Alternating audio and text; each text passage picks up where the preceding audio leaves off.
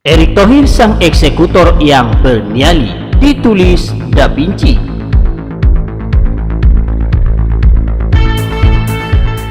Ini kalau masih ada yang main-main, saya gigit sendiri. Sudah mulai ngerti ya, oh di sini. Saya sudah mulai ngerti, oh di sini. Saya sudah mulai ngerti. Kalau masih ada yang main-main, sekali lagi, yang gigit saya sendiri. Lewat cara saya.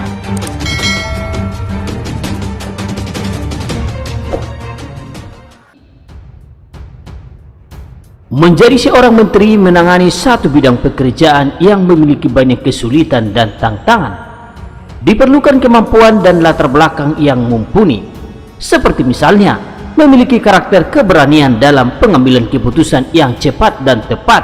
Yang kedua, memiliki kemauan keras untuk memajukan bangsa dan negara dari keterpurukan ekonomi. Ketiga, seorang menteri tidak boleh memiliki konflik of interest agar dirinya tidak ragu-ragu dalam memutuskan sesuatu. Keempat, memiliki kecermatan dalam menentukan prioritas kebijakan. Dengan memiliki kemampuan seperti itu, maka serumit apapun kesulitan yang dihadapi justru menjadi mudah. Salah satu kementerian yang sering disorot tindak tanduknya adalah Kementerian Badan Usaha Milik Negara. Mengapa demikian? Kementerian BUMN ini merupakan kementerian yang cukup vital dan menjadi salah satu tiang penyangga bagi pembangunan negara dari berbagai sektor. Di bidang perbankan sendiri terdapat 4 perusahaan raksasa seperti Bank Mandiri, Bank BNI, Bank BRI, dan Bank BTN. Di bidang infrastruktur terdapat 3 perusahaan konstruksi raksasa seperti PT Adikarya, PT Wijaya Karya, dan PT Waskita Karya yang tengah menjalankan berbagai proyek infrastruktur bernilai triliunan. Belum lagi perusahaan listrik negara sebagai salah satu perusahaan pemasok listrik untuk dinikmati oleh ratusan juta rakyat di seluruh wilayah Indonesia.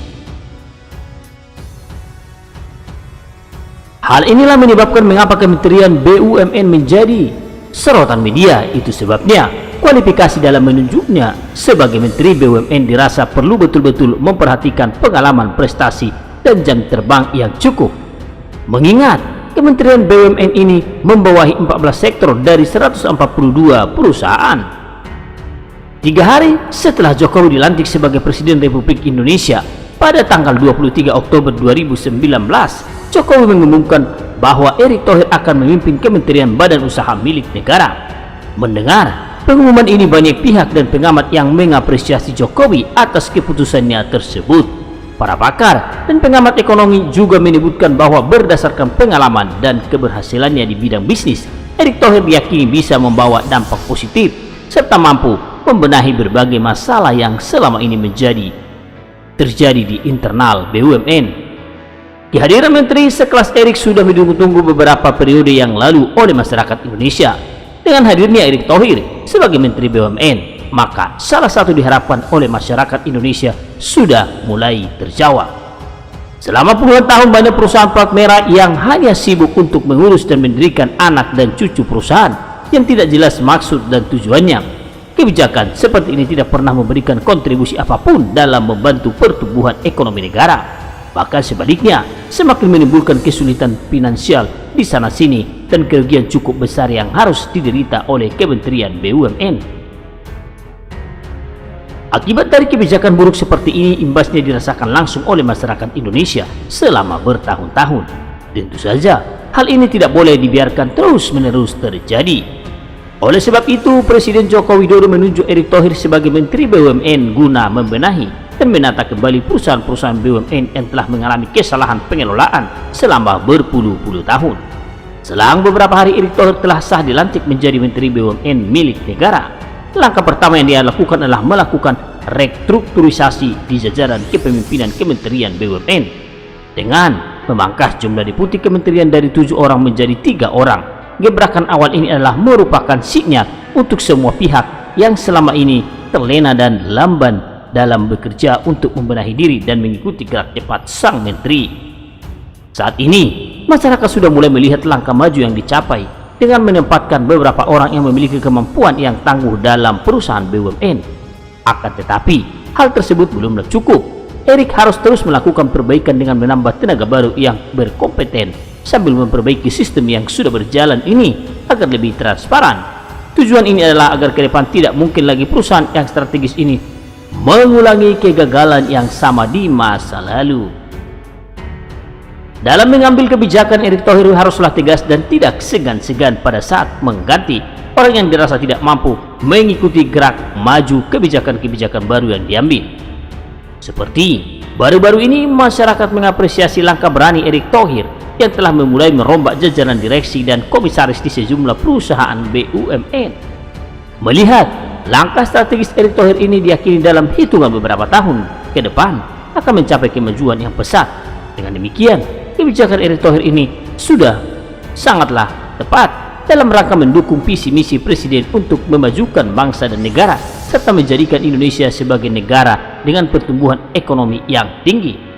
Mengingat BUMN ini berkaitan langsung dengan kehidupan sehari-hari, maka sudah semestinya perusahaan-perusahaan BUMN ini memberikan kemudahan dan keringanan kepada masyarakat dalam pelayanannya.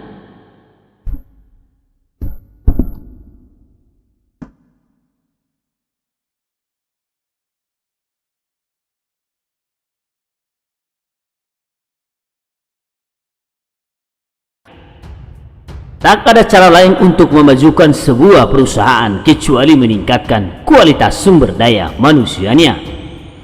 Kalau sumber daya manusianya tidak memenuhi kriteria dan syarat, ya pastilah tidak akan dipakai lagi oleh perusahaan itu, kecuali kalau perusahaan itu dipimpin oleh orang yang dungu. Jadi sumber daya manusia itu termasuk pemimpin perusahaan harus benar-benar handal. Kalau tidak handal dan tidak mampu menjawab tantangan masa kini atau masa depan nanti, maka sudah pasti akan tenggelam. Ini ibarat kapal. Kalau kapalnya dipimpin oleh kapten yang semaunya saja, serta tak terlalu paham masalah di laut, ya bisa membinasakan semua seisi kapal. Lalu bagaimana dengan perusahaan negara selama ini atau BUMN? Apakah tujuan negara dengan mendirikan perusahaan ini sudah sesuai dengan amanat Undang-Undang 1945? Atau ternyata selama ini memang dijadikan lahan paling basah bagi orang-orang yang rakus, yang tak pernah kenyang, yang merampok negara seenaknya saja? Orba dengan kekuasaan cendana? BUMN dibentuk tentu saja untuk kemakmuran bangsa. Jika BUMN-nya sehat serta sesuai dengan tujuannya, maka sudah pasti rakyat ini hanya secuil yang sulit hidupnya. Tapi lagi-lagi itu hanya hayalan saya saja. Nyatanya sampai saat ini negara belum atau masih harus berjuang keras lagi demi mewujudkan cita-cita luhur sesuai amanat Undang-Undang Dasar 1945 bahwa kekayaan ini dikelola demi kemakmuran rakyat. Maka kalau yang makmur hanya mereka saja yang berhasil menjadi penguasa, tentu saja sangat merobek hati rakyat. Itu namanya pengkhianatan terhadap bangsa. Teringat masa-masa Orde Baru. Entah bagaimana caranya mereka mengelola BUMN ini, kok negara kita belum juga maju-maju. Berarti dulu nahkoda kapalnya perlu dipertanyakan kualitasnya, kan? BUMN sudah lama hadir di negeri ini, dan tidak sedikit orang-orang hebat yang pernah menjabat di BUMN. Di zaman Orde Baru banyak nama-nama yang sudah dikenal baik publik. Tapi pertanyaannya adalah, kenapa negara kita masih kalah jauh dengan negara tetangga? Padahal negara ini kaya raya dengan segala sumber daya alamnya. Jadi sungguh menarik perhatian saya ketika zaman Presiden Jokowi ini. Pada periode keduanya terjadi perombakan yang signifikan. Nama Erick Thohir pun sebagai Menteri BUMN makin dikenal luas. Di media-media, wajah Erick Thohir sudah makin akrab, bukan hanya saat Pilpres 2019 lalu sebagai Ketua TKN. Nah, apakah Erick Thohir ini adalah sosok yang paling tepat dalam memperbaiki kapal yang sudah rusak dan akan tenggelam ini?